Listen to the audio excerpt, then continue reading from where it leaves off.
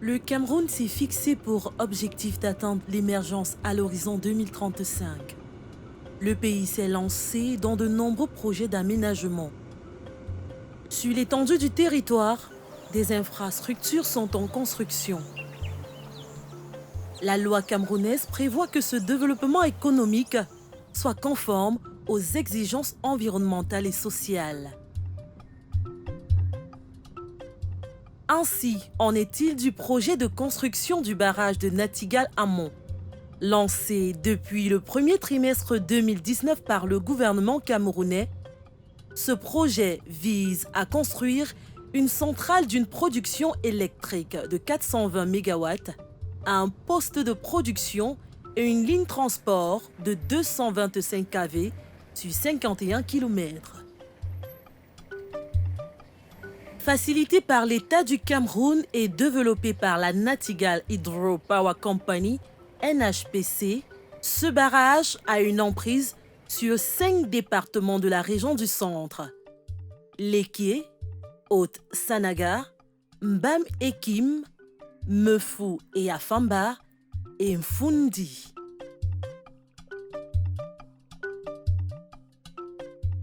Installé dans un paysage de mosaïque forêt-savane où il y avait encore de grands herbivores sauvages il y a à peine 40 ans, cette infrastructure entend s'insérer harmonieusement dans le paysage local. Sa réalisation est en passe d'apporter de nombreuses informations sur l'histoire du Cameroun et de l'Afrique centrale.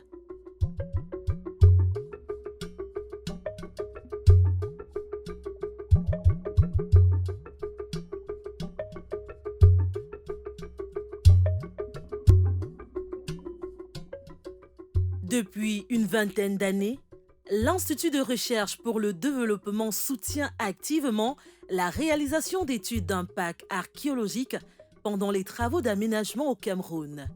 Les infrastructures concernées peuvent être des routes, pipelines, centrales électriques.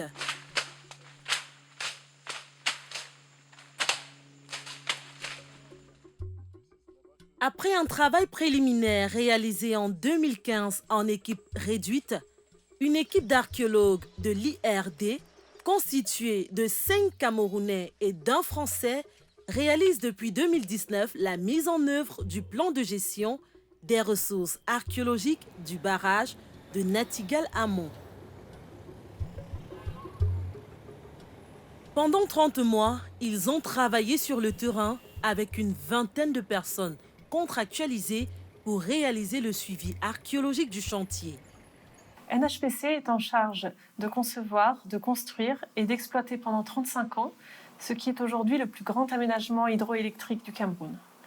Depuis sa création, NHPC a au cœur de ses priorités la prise en compte des dimensions sociales et environnementales des activités du projet Nartigal. À ce titre, il était essentiel de mobiliser des archéologues pour intervenir sur les sites de construction du projet Nartigal, conformément aux réglementations nationales, mais aussi dans le respect des meilleures pratiques internationales, avec l'objectif de protéger et de valoriser le patrimoine culturel de la zone du projet. Il y a un cadre normatif, un cadre légal, procédural, qui permet à l'archéologue du projet d'intervenir. Ce cadre légal ou bien procédural est de plusieurs ordres. Nous avons les lois nationales, nous avons la loi sur l'environnement de 1996 qui dispose que la gestion de l'environnement et des ressources est d'un intérêt général. Et quand on parle des ressources, on intègre le patrimoine culturel. Mais c'est la loi de 2013 sur le patrimoine culturel qui est vraiment indiquée parce qu'elle a des dispositions spécifiques sur l'archéologie dans les grands projets.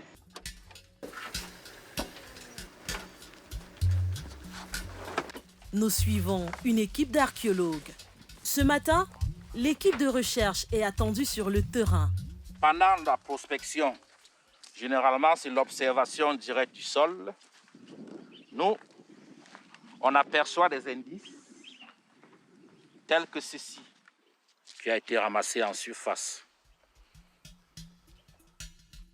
Toujours soumis à des normes et des procédures de sécurité rigoureuses, les archéologues fouillent les sites à la recherche du moindre indice à l'aide d'une panoplie d'outils.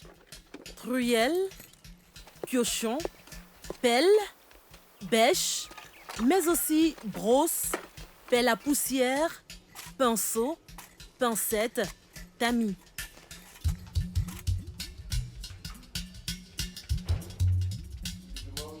Les témoins de la vie des hommes du passé qui ont été découverts sont très divers. On trouve des tessons de céramique provenant des récipients décorés et aux formes variées et appartenant à des traditions d'époques différentes, des fragments de pipes en terre, des outils en pierre, des témoins d'activités métallurgiques comme des tuyères et les scories, et même des objets forgés, ornements divers, pointes de lance. Quand on trouve ces indices dans le sol, on réalise ce qu'on appelle un test pit, c'est-à-dire qu'un mètre carré, pour réellement voir s'il y a des choses dans le sol. Donc, cette arrière, si on la réalise... Quel intérêt y a-t-il pour un projet de barrage comme celui de Nattigal à faire intervenir les archéologues? Quels sont les enjeux qui en découlent?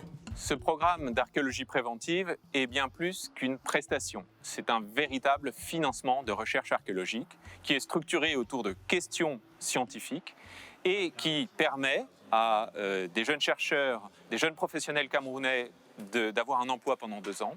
Elle permet à des étudiants d'aller sur le terrain et d'apprendre le métier de manière concrète. Elle permet enfin de produire des résultats universitaires sur lesquels vont travailler les étudiants camerounais pendant plusieurs années. Je voudrais préciser que le volet archéologie sur le plan scientifique a plusieurs apports. D'abord des apports techniques.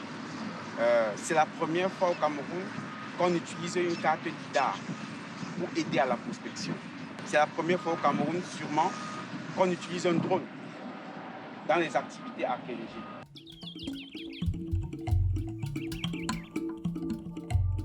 Au-delà des vestiges que nous avons déjà évoqués, en plus des restes osseux miraculeusement préservés dans certains contextes, la fouille par décapage de grandes surfaces permet de reconstituer les plans d'occupation des habitats, de comprendre les espaces de vie et la spatialité des sociétés d'il y a 2500 ans. L'équipe s'intéresse également aux traces laissées par les plantes consommées par nos ancêtres sur les sites archéologiques. Lors des fouilles sur le projet de Nachtigal, les archéologues ont prélevé des échantillons de sol qui, pour moi, sont hyper importants parce que c'est de ce sol qu'on va extraire les restes agricoles comme les graines de mil ou de sorgho. En tant qu'archéobotaniste tropicaliste, ma spécialité consiste à développer nos connaissances sur l'origine de l'agriculture, sur la diffusion de l'agriculture, ainsi que sur la domestication des plantes africaines particulièrement, mais aussi à comprendre l'utilisation des plantes sauvages par les hommes du passé. Mon travail, ça a été de récupérer des restes qui étaient dans les céramiques pour essayer de comprendre quelle était l'alimentation il y a 2500 ans. L'idée, c'est de regarder des lames qui ont été préparées pour essayer d'identifier les restes des plantes, notamment les grains d'amidon, qui sont microscopiques et qu'on compare à une collection de références qui a été établie à partir de plantes qu'on retrouve aujourd'hui dans la région.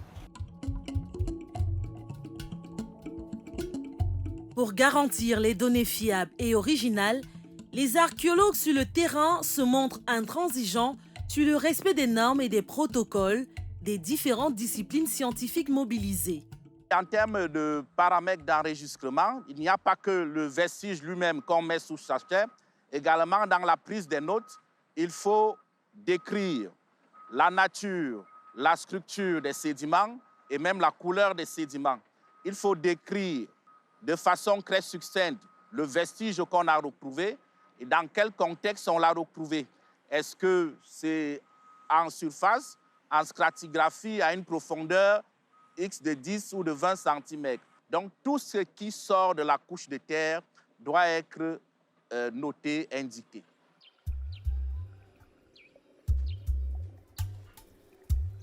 Les artefacts prélevés lors des différentes fouilles sur le terrain font l'objet de traitements ayant leur analyse par type selon une méthodologie spécifique.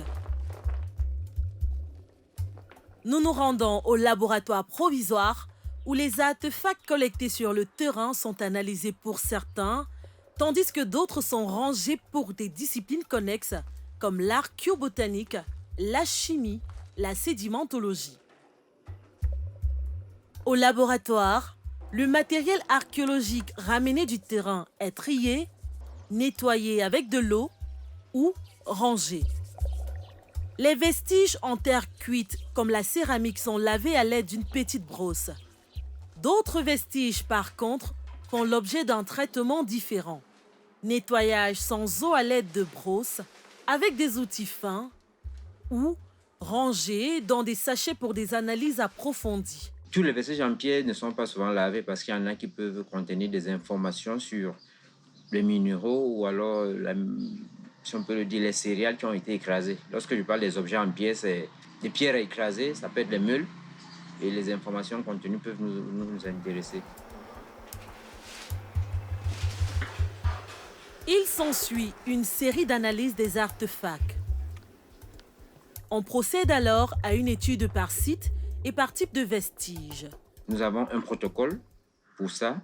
Il y a une manière d'étudier la céramique, il y a une manière d'étudier l'analyse des vestiges en pierre. Il y a un protocole pour l'analyse de ce qui est ossements humains ou animaux. S'il faut décrire, nous dirons qu'il y a eu une association de techniques, d'impression et d'incision, avec également deux outils, la lame et la roulette gravée. À notre niveau, c'est des analyses macroscopiques, c'est-à-dire matière globale, de manière globale, parce que le labo, pour le moment, nous faisons des analyses globales. Lors de cette analyse, ce que nous faisons, c'est décrire l'objet tel que nous l'avons en main, donner son matériau ou sa matière première parmi lesquelles, à partir de laquelle il était fabriqué, donner les formes, prendre les dimensions, épaisseur, longueur, largeur. Ça, c'est l'analyse macroscopique que nous faisons de tous les objets. À la suite de ces analyses, les objets sont rangés dans des caisses numérotées en fonction des types de prélèvement et suivant la nature du vestige. Les informations sont ensuite saisies dans une base de données qui serviront ensuite dans la rédaction des différents livrables.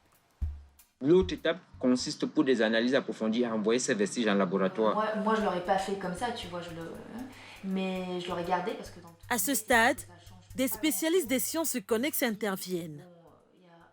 Les laboratoires des datations radiométriques fournissent l'âge de certains vestiges.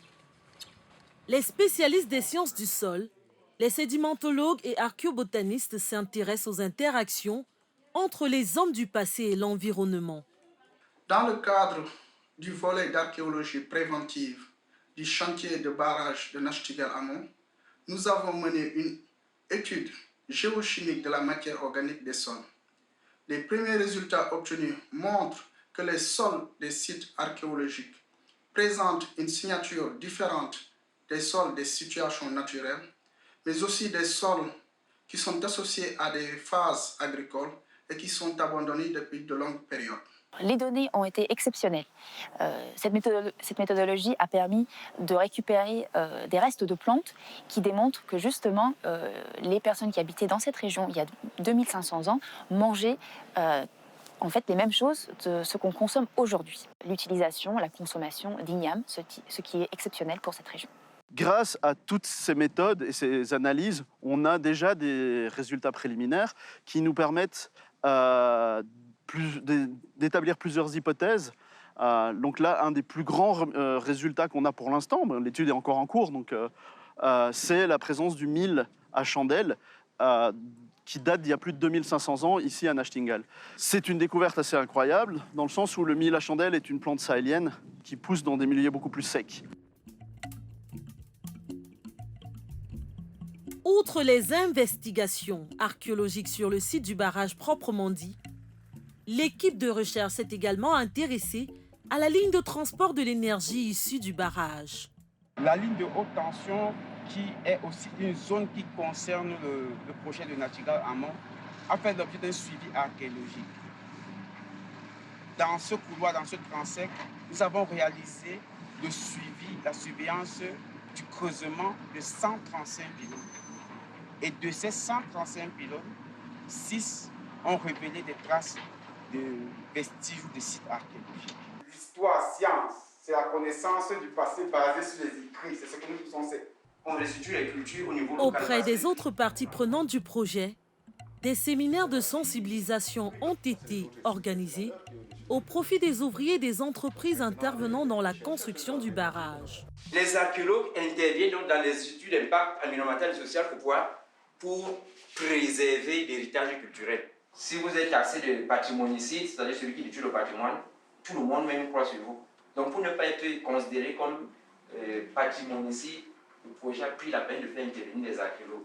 Ce qu'on peut avoir comme résultat actuel, c'est qu'il y a des gens qui ont habité dans la zone de Batchenga il y a 8 siècles avant notre ère. Ça c'est connu, les datations le disent. Ces populations-là... L'archéologie a une portée culturelle très importante, notamment au niveau local. Les archéologues ont parcouru plusieurs établissements scolaires de la localité, lycées de Mbandjok, de Ntui et de Batchenga, pour expliquer aux élèves l'importance de la connaissance de leur passé et les sensibiliser aux questions patrimoniales. L'archéologie permet en fait de connaître ce que nos ancêtres utilisaient, permettre un peu de connaître leur quotidien, comment ils vivaient.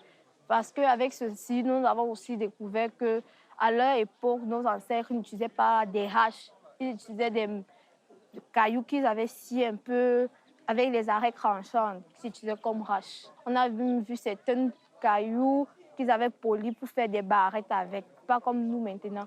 Ce qui m'a beaucoup marqué, c'était les pierres dont les ancêtres cultivaient avec, dont le bout était un peu lisse et c'était exactement comme la houe pour cultiver de nos jours avec. Je crois que nos apprenants ont été vraiment édifiés et je crois même que ça a suscité, vu le nombre de questions que vous avez certainement enregistrées au sortir de l'exposition préliminaire que vous avez faite, ça a dû vous faire comprendre que nos enfants sont vraiment intéressés et que certains ont dû même voir en cela une vocation. Le passage des IRD à Batchenga nous a permis de montrer aux élèves du lycée de Batchenga et aux collègues du lycée de Batchenga que l'archéologie se fait au Cameroun, par des Camerounais et dans des sites camerounais. Le Cameroun est un vaste chantier.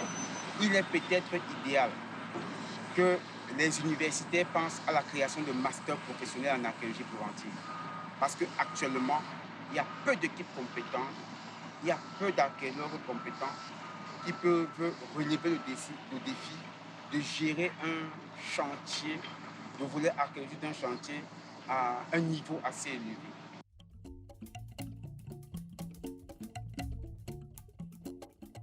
Élèves, entreprises, autorités sur place, premiers bénéficiaires de l'action archéologique du chantier. Cependant, l'archéologue demeure insatiable dans sa démarche de valorisation et d'appropriation locale de ce patrimoine. Dans notre souhait, notre volonté, c'est ça, c'est que les objets recueillis après un travail soient exposés, qu'on informe la population sur leur histoire, l'histoire de la région, sur leur patrimoine, et surtout leur faire prendre conscience de l'intérêt qu'il y a à valoriser, à perpétuer ce patrimoine-là.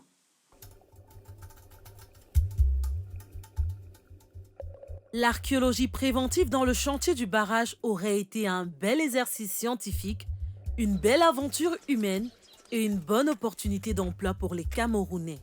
Surtout, elle aura apporté son lot de renseignements sur le passé et le présent, ainsi qu'une somme d'interrogations nécessaires à la construction d'un futur plus durable. Ce programme d'archéologie préventive m'a permis de comprendre une chose. C'est qu'à l'heure de l'uniformisation culturelle, de la mondialisation, il faut absolument que les sociétés des pays du Sud puissent se réapproprier leur passé. Et mes collègues camerounais m'ont montré comment, en prenant en compte les interactions que les sociétés du passé de leur propre pays ont eues avec leur environnement, ils pourront construire des solutions durables et respectueuses des populations locales.